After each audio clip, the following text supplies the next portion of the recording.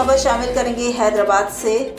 محکمہ اطلاعات حیدرآباد کے دفتر واقع شہباز بلڈنگ حیدرآباد میں جشن آزادی کے حوالے سے ایک تقریب منعقد کی گئی۔ تقریب سے بحیثیت مہمان خصوصی خطاب کرتے ہوئے صوبائی سیکرٹری اطلاعات عبدالرشید سلنگی نے کہا کہ ہمارے آباء و اجداد کی لازوال قربانیوں کے بعد حاصل ہونے والی آزادی کی قدر کرتے ہوئے اپنے ملک کی ترقی و تعمیر میں ہمیں اپنا بھرپور کردار ادا کرنے کی ضرورت ہے۔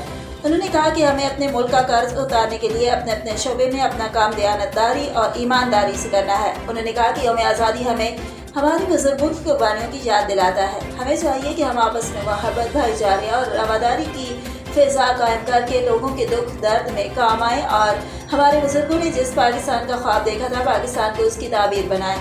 آج کے دن کی مناسبت سے ہم پر یہ فرض ہے کہ ہم تحریک پاکستان میں قربانیاں دینے والے ہیروز کے کارناموں سے اپنی نسلوں کو آگاہ کریں۔ آج ہم آزاد وطن میں مسلمان، ہندو، سکھ، عیسائی اپنی اپنی عبادت گاہوں میں عبادات کرنے میں آزاد ہیں اور کھلی فضا میں سانس لے رہے ہیں۔